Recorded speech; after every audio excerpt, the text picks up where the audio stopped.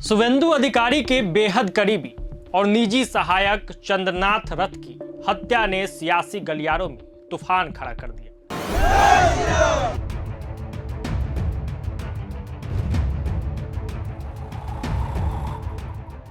लेकिन ऐसी घटना पहली बार घटित नहीं हुई है। शुभेंदु अधिकारी के करीबियों को लगातार निशाना बनाए जाने की एक लंबी कड़ी है, क्योंकि चंद्रनाथ रथ पहले नहीं है। पिछले कुछ वर्षों में शुभेंदु के 4 करीबी रहस्यमयी या अस्वाभाविक परिस्थितियों में अपनी जान गंवा चुके हैं। अब इस पूरे मामले में बंगाल की राजनीति को और ज्यादा गरमा दिया है। आगे समझिए इस रिपोर्ट में कि शुभेंदु के किस किस करीबी की कब कब किन किन परिस्थितियों में हत्या हुई है।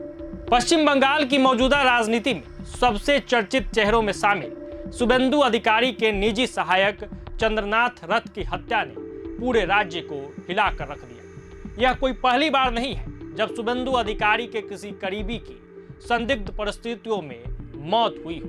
पिछले लगभग 1 दशक के दौरान यह चौथी घटना है जब उनके बेहद नजदीकी सहयोगी या सुरक्षा से जुड़े व्यक्ति की जान गई है। उत्तर 24 परगना में चंद्रनाथ रथ को गोली मारकर मौत का घाट उतार दिया गया। शुभेंदु अधिकारी ने इस घटना को सीधे तौर पर राजनीतिक हत्या बताया है। चश्मदीदों और पुलिस सूत्रों के मुताबिक घटना रात करीब 10:30 बजे की हुई। मध्यम ग्राम के डोल लता इलाके के पास अचानक एक कार ने सड़क पर रास्ता रोक दिया, जिसके कारण शुभेंदु अधिकारी के पीए की जो गाड़ी थी उसे रोकना पड़ा और इसके बाद एक बाइक सवार तेजी से गाड़ी के पास पहुंचा।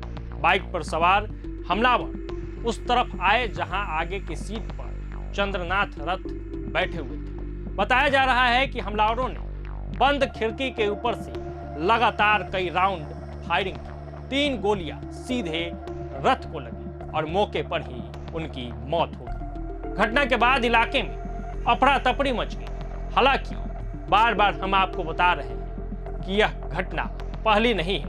इससे पहले भी शुभेंदु अधिकारी के 3 और करीबी लोगों की मौत हो चुकी है, जिनको लेकर समय समय पर सवाल उठते रहा है। चर्चा का बाजार गर्म रहा है।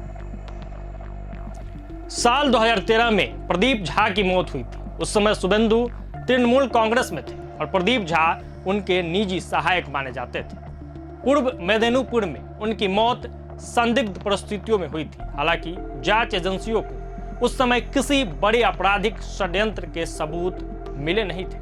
इसके बाद साल 2018 में शुभेंदु अधिकारी की सुरक्षा में तैनात पुलिस कांस्टेबल सुब्रत चक्रवर्ती मृत पाए गए। कांथी पुलिस बैरक में उनका शव मिला था। शुरुआती जांच में पुलिस ने इसे आत्महत्या बताया था, लेकिन मामला उस समय फिर चर्चा में आया जब 2021 में उनकी पत्नी ने नई जांच की मांग की। इसके बाद सीआईडी ने केस दोबारा खोला था। फिर साल 2021 में शुभेंदु अधिकारी के एक और करीबी सहयोगी पुलक की भी अस्वाभाविक परिस्थितियों में मौत हो गई। इस मामले में भी किसी बड़े साजिश के होने की आशंका जताई गई। हालांकि कोई ठोस सबूत इस मामले में मिल नहीं पाए, लेकिन विपक्ष और भाजपा के बीच इस पूरे मामले को लेकर अब आरोप प्रत्यारोप का दौर जारी है। चंद्रनाथ रथ की हत्या ने एक बार फिर बंगाल की राजनीति में चर्चा को उबाल दिया है। चर्चा सुलग गया है और लगातार ये बात हो रही है कि आखिर शुभेंदु के करीबियों की ही हत्या बार बार क्यों हो रही है। ये सवाल तो है।